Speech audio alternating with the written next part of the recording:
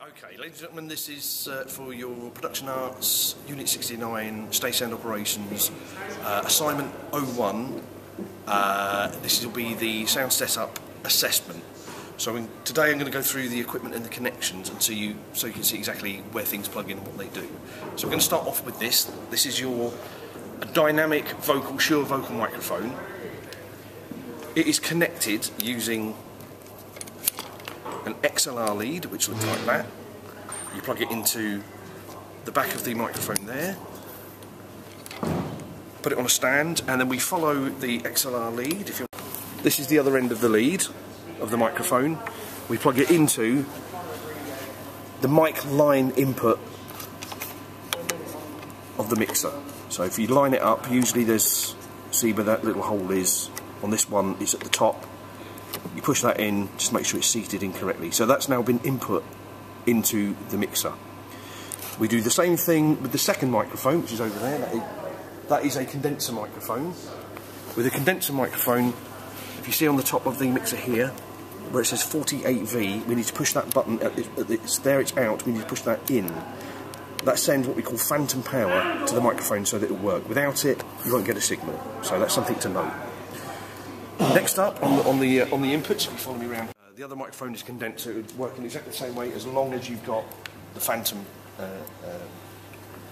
on for that particular microphone, because that is a condenser. The keyboard. You can see here, this is the left and right output from the keyboard. It's sometimes a little bit difficult to see, but you should be able to see that.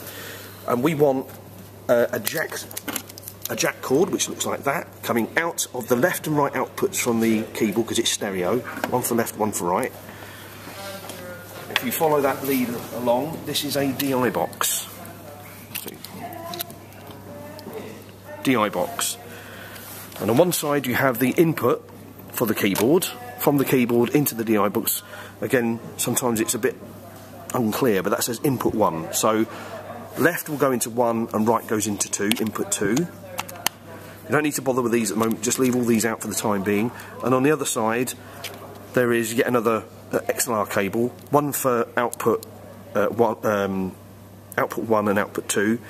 So that's our left-hand side, that's our right-hand side. Another XLR cable, which comes back into the mixer. Occasionally we're coming in on 3 and 4. So input 3 is output 1 from the keyboard DI box. Input 4 is output right, or output 2 from the keyboard DI box. So this section of the mixing desk is all of our inputs. Next up, we have our recording device input. As you can see, this is a jack type of lead, so we're putting that into the next 2 spare channels, and obviously this won't fit into XLR, so we're using the one that's marked line in. Red denotes the right hand side, so that goes on the next number up. White denotes left hand side, and if you remember the convention, as we number across, we always want to take left first and then right. So left will be the lower number, 5, right is the higher number, 6. So make sure that they're seated in. This is our recording device. Alright, this is an Edirol R44. It's 4 channel, but we're only going to use 2 channels. So we're going to be recording in stereo.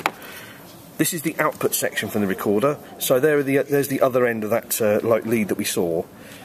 1 for left, 2 for right. So that's going into our mixing desk.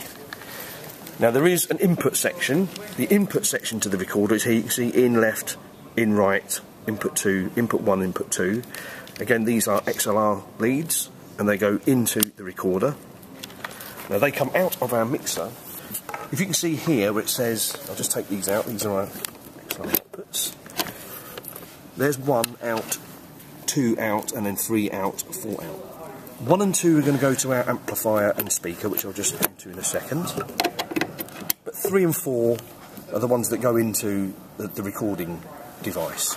So again, 3, lower number, goes into left of the recording device, 4, higher number, goes into the right hand side. So that's how we're going to record our signal. If we come back to this section here, 1 and 2, 1 is our left output, 1 is our right output. So again, another XLR lead, if we follow that around, eventually it comes into our power amp. The power amp amplifies the signal that's coming out of the mixing desk so that it can go to the speakers. And again, using our conventions, channel 1 will be the lowered numbered output, which we would count as left. That's coming out of output 1, so 1 to 1. And then channel 2 going into the amp from the output of group number 2 from the mixing desk. Okay? Then we have a different type of lead here. This is a speak-on lead. It's just that you need to pull back this metal section here and twist round to get it coming out anti-clockwise. That's how that looks. Speak-on lead. So this is our output section, and again, output 1 would go to our left-hand output. And the way to do that is, if you notice there's a sort of a bit that sticks out here, that just needs to be lined up. Push it in, twist it until you hear it lock. Same thing for the second output. So these are the leads that go directly to our speakers. Here's the other end of the speak-on lead. And again, we do the same thing. We line up the notches, twist it round. Okay, so we need to get an audio signal, so speech or anything like that, or tapping the mic. If you see on the mixing desk here, input 1 is the one for our microphone. As I'm tapping it here, you can see that there is a signal coming in. Okay, so that's how you check that there's a signal. I don't know if you can see that green meter there. Okay, and at the moment you can see there's a red light here that says mute. So that means that even though the channel is working, there's no sound going through because it's been muted. So if I'm just going to turn our input gain down because it's going to be too late. If I unmute the channel, the next thing we need to do is to look at our routing. At the moment you see 3 buttons there. One says LR. We're not using LR today because the right hand output is not working. So we've got 2 further buttons, 1, 2 and 3, 4. These are our routings to the group outputs. And if you remember from the back of the mixer, 1 and 2 are going to the main speakers via the power amplifier. 3 and 4 are going to our recording device. So we need to switch those in. When they're up, that means that they're out. They're not being routed. So click them down. 1 and 2, 3 and 4. So whatever happens with this fader, whatever the output from this fader is, will be routed to group output 1 and 2, group output 3 and 4. So if I push the fader up, tap on the mic. Okay, you can hear the sounds. And I'm just going to pull that fader down again. The other thing that needs to happen, here are our master faders for the groups. At the moment they're up. If I was to pull them down, push up the fader for the channel, tap the mic, you just can't hear any sound. If you come back to our group outputs, as I push those up, you can hear the sound. One thing to note with our power amplifier, obviously once it's been switched on, it's going to turn it clockwise, and generally what we do is just turn it up to its fullest extent. Speak or some noise goes into the vocal microphone, it comes out of the XLR cable from the back of the microphone, it goes into the mixer. We give it some gain using this very top one here. This is input gain. This sets the level coming into the mixing desk from the microphone. So we've got some signal coming in. Don't worry about EQ for now. I'm just going to leave everything flat for the time being. Don't worry about this other section here. I've got it panned into the middle so that it will come out of each side equally.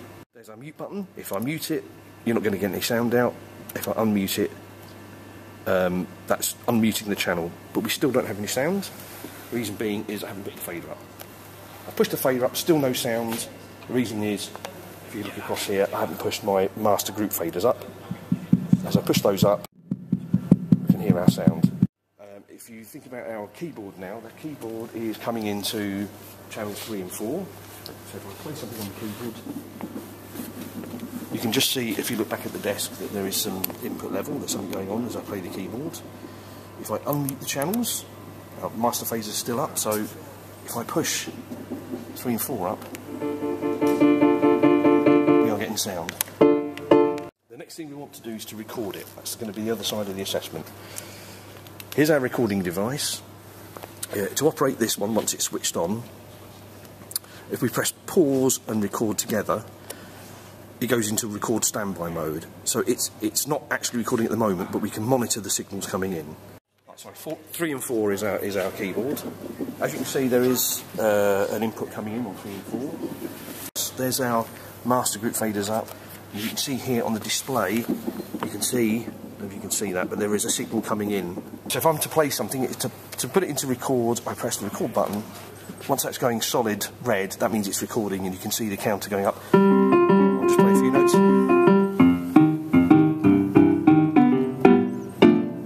If I press stop, that means that the recording's been logged into the recording device. If I want to play it back, if I come back to the desk here, is that my recording device is now routed to 5 and 6. If I route those to the speakers, there's our recording coming back.